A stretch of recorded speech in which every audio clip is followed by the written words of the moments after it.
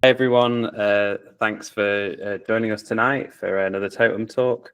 I've got Catherine Nix here has very kindly agreed to come and give us a talk on the pulmonary valve. First talk with us. She's a consultant anaesthetist and intensivist working at University Hospital Limerick. She's got a lot of experience in POCUS education, and I'm going to let you introduce yourself a little bit more, Catherine. Please try and keep your microphones off unless you have questions. Usually they can be saved to the end. And thank you so much for joining us tonight, Catherine. And to teach us, I'll hand over to you and I'll put myself on mute. Thanks very much, Samson. So good evening from Limerick in the Midwest of Ireland. I'm a level 1 echo practitioner with Fusic Heart Skills, and I suppose I noticed how important it is as we educate many of our colleagues to level 1 standard for those of us who teach to get an intermediate or a level 2 qualification, so that we can be more useful to our intensive care patients in particular and to our colleagues. So when Samson reached out to me, and I believe Shegan Lasagna suggested it, I decided to run with the opportunity. I find level 2 training, which I'm really at the start of now, has been difficult to access, to build up a relationship with your local cardiology department such that you can go to the heart failure clinic and start attending clinics to learn those level 2 skills.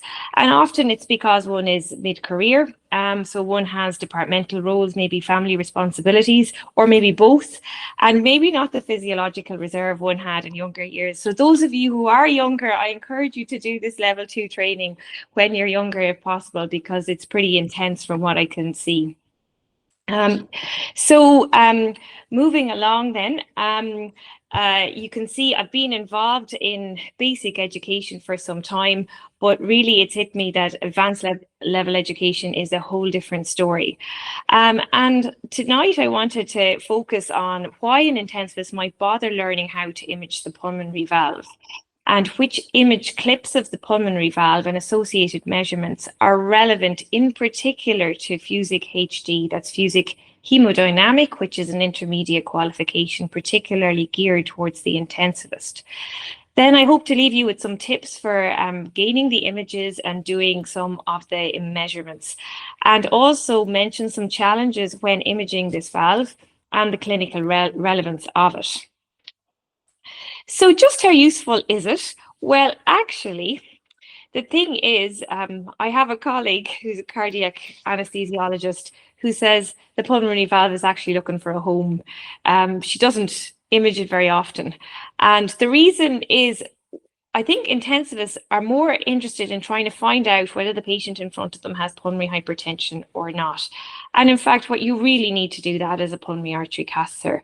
However, sometimes there are hints from the echo that you do at the patient's bedside that the patient may have pulmonary hypertension. And then you can do some additional measurements to see if there's a higher probability of pulmonary hypertension.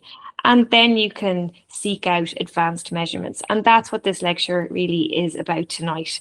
So when we think of pulmonary hypertension, we know there are 5 causes: idiopathic pulmonary arterial hypertension, left heart disease, pulmonary disease, CTEPH, or thromboembolic disease, and other causes.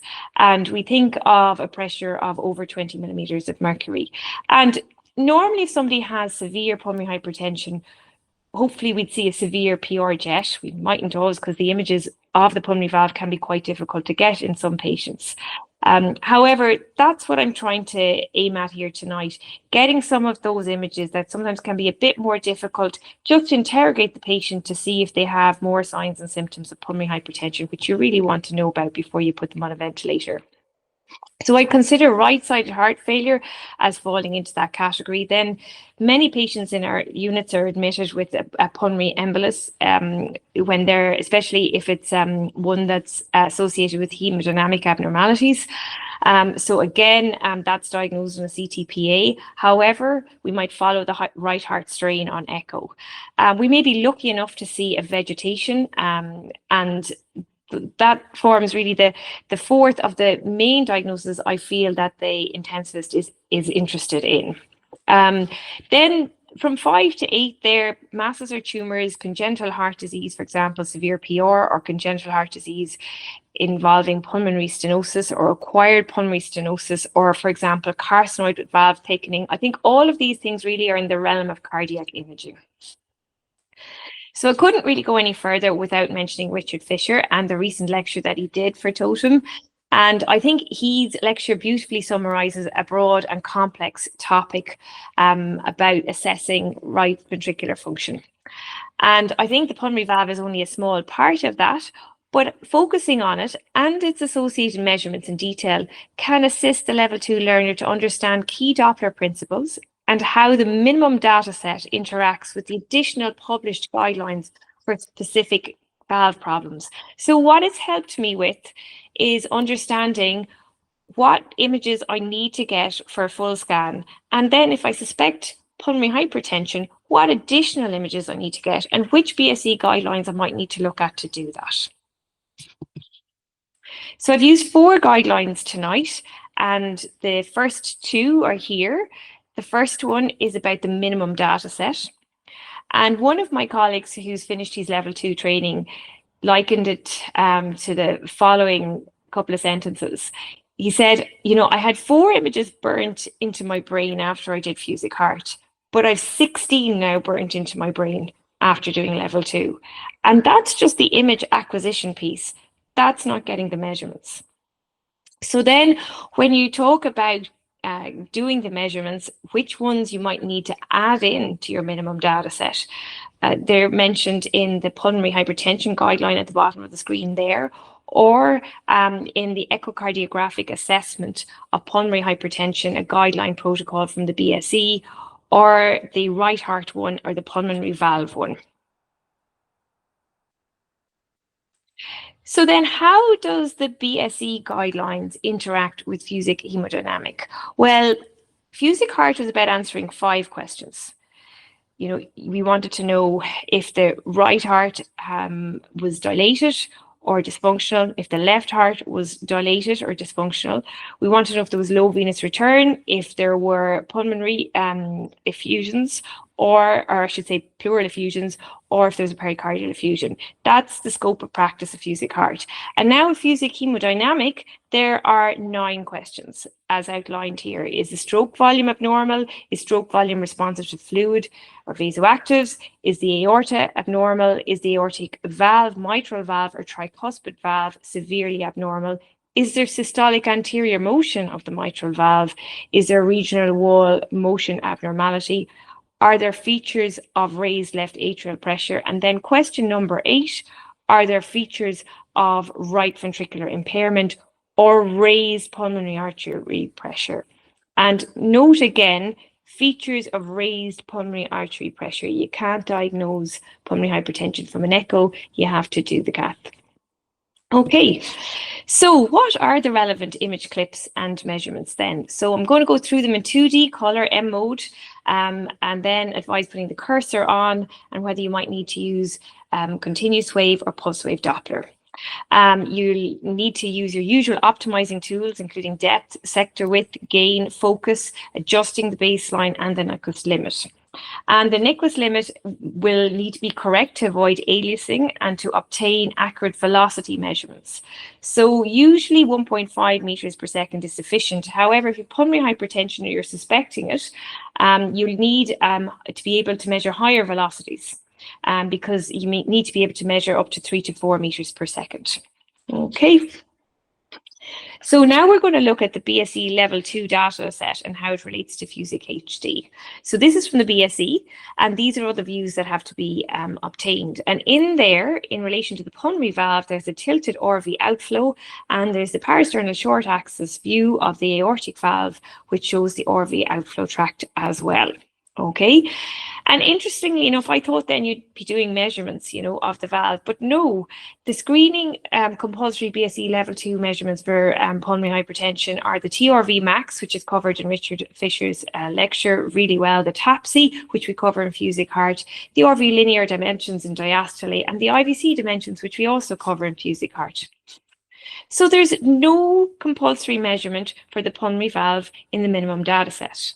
So really the job of the cardiac physiologist is to see, does something look abnormal about the anatomy of the pulmonary valve or the outflow tract? And then to use those additional guidelines that I mentioned earlier to further investigate the pulmonary valve as advised. And the key message from the pulmonary hypertension guideline was that if you suspect pulmonary hypertension, you've got to do the following. You look at the peak TR velocity, you look at the ventricles, you look at the PA. So you look at the right ventricular outflow tract acceleration time and or mid-systolic notching. You look at the early diastolic PR velocity, the pulmonary artery diameter, and then you look at the right atrium and the IVC. So it's really number 3 we're going to focus on. Okay, so the first thing that might hint to you that there's a problem is if you do get that tilted RV outflow from the plaques or from the PSACs area, and you notice that the PA looks a bit enlarged, and then you need to go and measure it, and we'll talk about that. Okay, other things you may notice are a significant TR jet or a large PR jet or RV dilatation. And actually the 25 millimeters there that I've written on the slide should be beside the enlarged PA. So what about pulmonary valve related clips and measurements for Fusic HD? Well, Fusic HD takes an identifying pathology approach. So it aims to identify the following: RV or right heart dilatation, RV hypertrophy, impaired RV systolic function, acute versus chronic. Good, yeah. I'm just hearing some feedback there. Can you hear me, Samson? Okay, I'll keep going. Yeah. We can hear you. Okay, good. Okay. The feedback. Okay. And raised pulmonary artery pressure. So again, what's similar between Fusic HD and the BSc level 2 is they don't mention direct measurements of the pulmonary valve. Okay, and they also look for the same images, so that's helpful. So when you're looking at question 8 of Fusic HD, you'll be visually estimating RV area change and free wall movement. You'll measure TAPSE, but also it suggests measuring the velocity of the TV annulus with tissue Doppler. And I'll come on to later why that's important. And you use the TV max to risk stratify patients. So there's some caveats with TV max, as are outlined in the Richard Fisher lecture, and they include things like that it can underestimate the PA pressure in the presence of poor right ventricular function, or if you haven't aligned the continuous wave Doppler with the jet, you sometimes won't measure it correctly. And also, if there's a long cardiac cycle, you can overestimate the TV max velocity. And if there's pulmonary stenosis present, the relation between TV max and the PA pressures is invalidated. So those caveats are important to remember. This is taken from the pulmonary hypertension lecture, and it looks at how you might decide that you're going to do more measurements from the pulmonary valve. So it looks at initially that TV max, and if it's over 3.4 meters per second, that there's a high probability of pulmonary hypertension. But what if it's less than that? Well, then you're going to look for findings from the ventricles, findings from the pulmonary artery, and findings from the IVC to see what measurements you should do. Okay, and those specific 3 areas, and you need 2 from each of these 3 areas, include from the pulmonary artery, you'll be looking at the right ventricular outflow Doppler acceleration time being less than 105 milliseconds, or you'll be looking for mid-systolic notching. Also, you'll use your continuous wave Doppler to see, can you get a PR velocity of over 2.2 meters per second? Or as you saw earlier, what really might spark your attention into further interrogating that pulmonary valve from an intensivist point of view is a PA diameter greater than 25 millimeters. This app I found really helpful when you're starting off. It's from the PyMed project in Toronto. And I've just put the link there on the top right-hand corner of the screen. So let's start off with the PLACS RV, or right ventricular outflow view. It looks at the distal RVOT, the pulmonary valve. So I'm not sure if you can see my cursor there, but I have it over the pulmonary valve, the main pulmonary artery, and then the right and the left pulmonary artery. And if you are imaging the plaques and then you tilt that ultrasound beam superiorly from the plaques and centralize the RVOT, that should help you find it. Sometimes you get the plaques and you do all of that and you still don't get this nice view. So you have to actually move up a space. And one of the ways I remember the outflow view is the tail of the probe will be down and there's an O and down. And I remember that, okay, that's the outflow view I'm looking for. Okay. So then the other thing that you might need to do is move a little bit away from the sternum. And also you might need to move the probe clockwise so that those pulmonary cusps here look more symmetric, so that you're more likely to image the PR. And what's nice about this image taken from the BSE image set guidelines is you can see this wall here of the main pulmonary artery, and that's important. Very often we get dropout. A lot of people complain to me that this image is really hard to get, and I found it difficult to get when I'm starting off. So this is a nice image when you're learning from the PyMed site, because there are lots of buttons on the app. So you can click a button as to how to obtain the view. You can see how the transducer aligns on the chest. You can look for tips on optimizing it. It also tells you what structures you should be able to identify. And then you can put the rib cage on, or you can actually have all the labels on. So for example, this is a more sideways view of the plaques or the outflow, and you can see here we've lost the wall of the main pulmonary artery, which often happens, but we can see the left atrium and the left upper pulmonary vein a bit more clearly. And I wouldn't have known what these structures were, but for this labeling here from this app, it really helps you to see how the anatomy correlates with the sonoanatomy.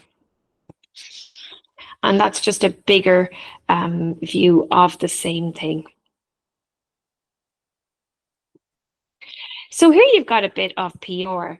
And I was wondering, well, is this major? Is it mild? And in fact, there's a couple of guidelines that tell you if it looks thin like this one does, it's likely to be mild.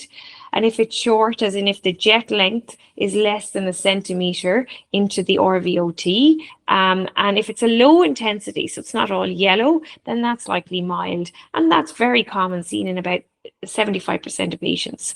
Okay, and so then if you are going to put a jet through or a Doppler through this, you can get your PR velocity. Okay, so here's another mild jet, and here, well, actually, I think it might look like it's just small, but when they actually put the Doppler wave through it, because it's taken from BSE guidelines, you can see here that the early PR velocity, or the end diastolic velocity, is greater than 2.2 meters per second. So that's a marker for elevated pulmonary pressures. Okay, so then moving on to pulmonary acceleration time. This is a VTI. So the primary focus here is time and not velocity, hence it's under the baseline. And when the velocity is traced, we get the VTI, which is the distance the blood travels per heartbeat. So this is expressed in milliseconds. And the acceleration time is the time it takes from the onset of the flow here at the baseline to the peak flow. Okay, and that time is measured here between the two lines. So normal is about 120 milliseconds. And it's a marker for pulmonary hypertension if this is less than 100 milliseconds, and severe pulmonary hypertension if this is less than 60 milliseconds. But there are caveats. For example, if you're tachycardic, this can shorten it. If you have abnormal anatomy, this can interfere with the result. Also, your sampling line has to be perfect, and it needs to be 1 centimeter above the cusps of the pulmonary valve into the RVOT when you're measuring it. Also, if you've got a lot of pulmonary vascular resistance, it won't necessarily impact on your measurement. So you can have high pulmonary vascular resistance and a normal measurement. So it doesn't tell you everything you need to know about the pulmonary vasculature. So let's say you can't get that PLACS RV outflow view. Maybe you can get the RV outflow view in the PSACS area. I'm told it's easier to obtain, and I've found that also on the initial days I've spent in the clinic. So here you have the RVOT and the pulmonary valve here. And then if you actually just tilt the probe a bit, and I think it's on the next slide, I have it, if you tilt the probe superiorly and medially and you center the image, and again, you may need to slide the probe away from the sternum, or you may need to move up an interspace. But ideally, you'd have the main pulmonary artery symmetric. And again, you may need to rotate the probe. The AV should not be seen, only the aorta. So if I come back here you see the aortic valve, right? But here in the outflow view, you just see the aorta. Okay, and this is taken from the BSE level 2 data set. There's a measurement here that happens to be over 25 millimeters, so that then tells you that you should suspect pulmonary hypertension, and we'll talk about that measurement shortly. Okay, so this is the PyMed view of the same image, nicely labeled here, and if you increase the depth of the image, you'll see the descending aorta down here. Again, no aortic valve. It's the aorta that you see. Okay, so now what about the 2D measurements? Well, these are referenced on the reference intervals from the BSE. So you'll do the RVOT here just above the aorta, and you'll do the RVOT2 just above the valve. Okay, and then looking more closely at the valve, if you're to measure the diameter here of the pulmonary artery, you want to be just 1 centimeter into the main pulmonary artery down from the pulmonary valve inner edge to inner edge. Shouldn't be greater than 25 millimeters. Okay. So let's say you get a big PR jet. How might you quantify this? And this is more in the realm of cardiac imaging. But if you get onto the pulmonary valve guidelines from the BSE, they talk about looking at that PR jet in detail, the vena contracta and the vena contracta to pulmonary valve annulus ratio. So that ratio is looking at the vena contracta ratio to the width of the pulmonary valve. And if the ratio is more than 0.7, then you're worried that this is severe pulmonary regurg. Something else that's nice to demonstrate is that you might see flow reversals, that's flow back towards the probe here in one of the branch PAs. So that also highlights pretty bad PR regurgitation. And then early systolic notching. So this is something that is noticed when you use the pulsed wave Doppler. And you see here during systole, there's a notch because there's a reflection of the wave during systole because there's an increase in pulmonary vascular resistance. And I'll come to a study later on where in the case of an acute PE, this can be quite a specific sign. So this is taken from the BSE level 2 measurements, and this looks at pulmonary stenosis, the red arrow here, using continuous wave Doppler. You'll also see that there is a measurement looking at PR here, and if it's greater than 2.2 meters per second, the velocity is said to be consistent with severe PR. Okay, so other things then that might tell you that this patient has pulmonary hypertension, you look at the RV focused views and you take those from the apical four-chamber view, and you then angulate the tail of the transducer along the horizontal plane to place that RV in the center of the image, and this allows the RV free wall to be clearly seen. Okay, then you rotate the transducer to obtain the maximum diameter, and all of these are in the reference intervals. RV area is measured at the end of ventricular systole just prior to the tricuspid valve opening. And it is interesting to me how volumes and areas of chambers are seen as significant markers of abnormality. For example, Shegan is involved in a recent paper where they're finding that it's actually the LA volume that might be more sensitive when it comes to looking at high pulmonary wedge pressures, whereas initially it might have been thought that the E to E prime ratio was what we'd go after. So those qualitative assessment of the chambers, and really Fusic heart is great at picking out big abnormalities that then we might need to get an experienced sonographer to further interrogate. So what about tissue Doppler imaging? Because that was in the Fusic HD piece. Well, it directly measures myocardial motion rather than blood flow, so it's less affected by loading conditions. Also, it's an early detector of RV dysfunction, and right ventricular EF relies on radial motion, whereas tissue Doppler directly measures longitudinal motion, and that longitudinal motion is a more sensitive indicator of right ventricular function. So this is felt to have a prognostic value in heart failure and pulmonary hypertension. So here we've got the S wave, or the systolic velocity, and if this S wave is more than 9.5 centimeters per second, that's associated with RV systolic dysfunction. So how do you get it? Well, you get that apical four-chamber view and you focus in on the RV. You activate the tissue Doppler on your machine.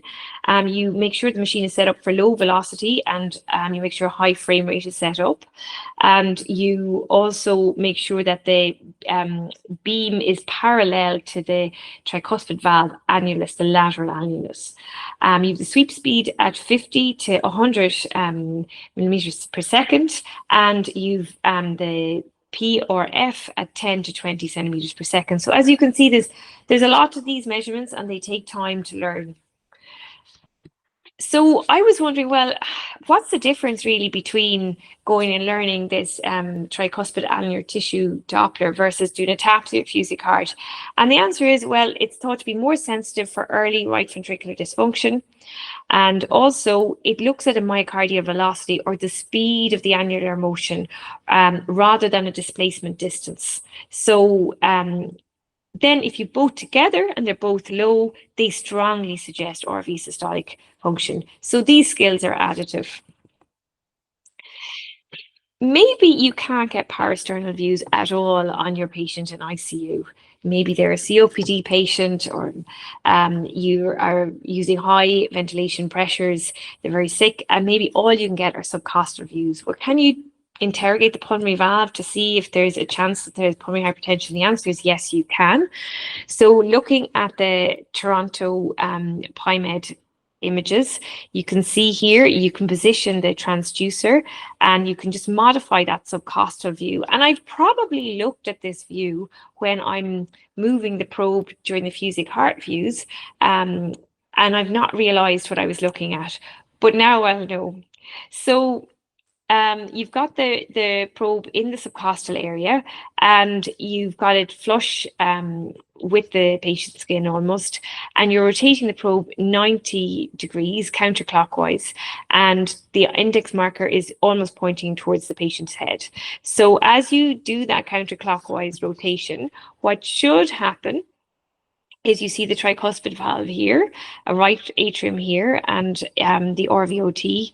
And then you actually might be able to line up your Doppler trace with the pulmonary valve, and you may be able to get that PR trace that we showed earlier of over 2.2 meters per second.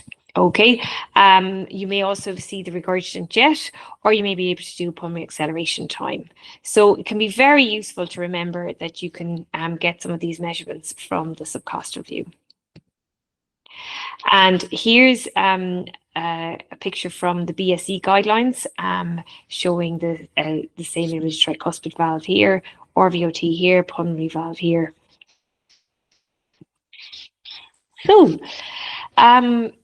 Shah, BR et al. In 2021 published about the 60-60 sign and early systolic notching. So what they found was that if you had a TR gradient of less than 60 millimeters of mercury and you had a pulmonary acceleration time of less than 60 milliseconds, this was thought to be specific for the diagnosis of a PE, but it had poor sensitivity for it. So what did that mean? Well, they did a small observational prospective analysis in cases of suspected PE prior to CTPA. And 24 of the 56 cases were found to have a PE on CTPA. 15 were high-risk PEs, 6 intermediate, and 3 low-risk. What's interesting is that this 60-60 sign, as they termed it, was present in 70% of cases. And the early systolic notching on the pulsed wave Doppler of the pulmonary valve was present in 75% of cases. However, the most sensitive sign that something was wrong was that the RV to LV end diastolic ratio, basically that the RV was as big as the LV, which it shouldn't be. And that was 91% sensitive, that the patient had right ventricular problems. So it's interesting that we really need to teach as many people as possible basic echo, and then the advanced stuff can be left to the experts. However, I think the more that we know, the more we can help with the teaching.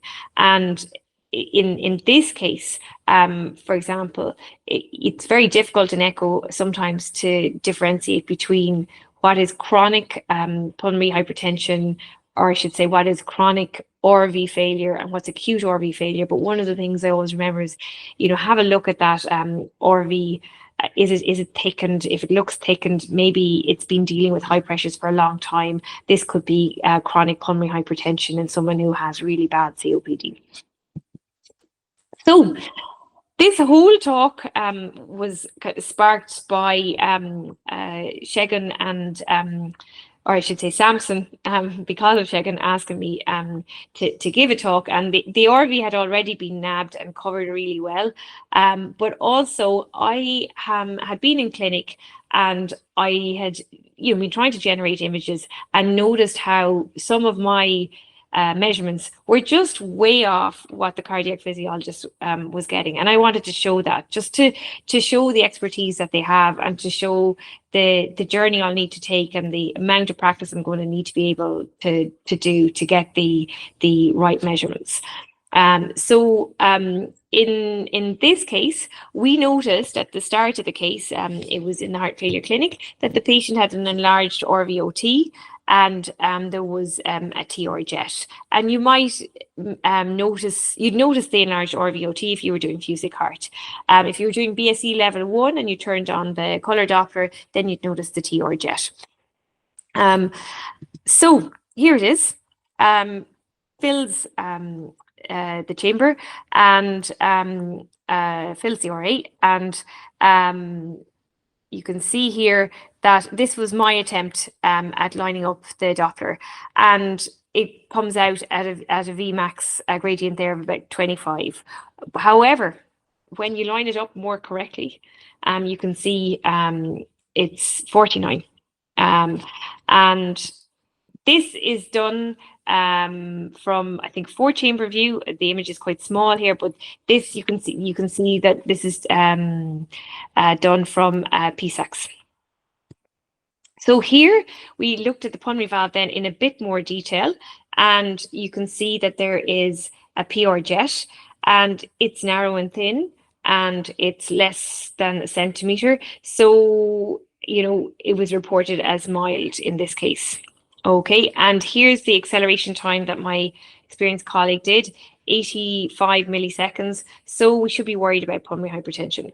Okay, this was the report in detail with an RVSP of 50 to 60 millimeters of mercury, but the RV borderline enlarged with preserved function. And you can see there that there were dilated atria, and you would expect that with severe TR. And then you can see here that the RVSP is mentioned and moderate TR is mentioned. But really the only mention to the pulmonary valve is that there's mild PR. However, the acceleration time was still interrogated by the level 2 operator. So the pulmonary valve doesn't get much attention, probably because we're interested in pulmonary hypertension, but there's not really a whole lot that goes wrong with the pulmonary valve frequently. Usually the problems are congenital, or they're patients who've had a repaired tetralogy of Fallot. You'll see they've had a sternotomy, they have a sternotomy scar, and they've been told that they may need pulmonary valve operation later on in life, and they've been attending a cardiologist since they were in the pediatric hospital. And my colleague who does cardiac surgery said to me, it's possible to sacrifice this valve in a switch operation. So, she said, you really can tolerate a lot of PR. So should you spend much time worrying about it? Maybe the answer is no, but I just thought that the level 2 data set does require you to do outflow views. And then if you learn to measure the PA diameter and to measure pulmonary valve regurgitation velocity and a pulmonary acceleration time, those things can help the intensivist assess a patient more thoroughly for the probability of pulmonary hypertension. Also, eliciting good images of the pulmonary valve requires practice, makes you a better sonographer. And a trace of PR is visible on 75% of normal subjects. So sometimes you can't see the TR jet easily, but you'll see the PR jet very easily. So sometimes you go, what you see, you measure what you can see. So I hope you now know why an intensivist might bother learning how to image it, and what image clips and measurements are relevant to both FUSIC HD and if you want to go on and do level 2 with the BSE. I hope you've picked up some tips for generating the images and for taking the measurements. And you'll see I found this challenging, and people have said to me these are some of the hardest views to get. I certainly didn't have images in my brain of the outflow tract, whereas now I feel more comfortable at identifying the anatomical structures, which I think is a good place to start. And I know things like, after preparing for this lecture, well, you have to be a centimetre into the main pulmonary artery before you measure that diameter edge to edge. So I'd like to acknowledge the cardiac physiologist who's taken me through this, and my colleagues, and also those who've given me the opportunity to talk today. And now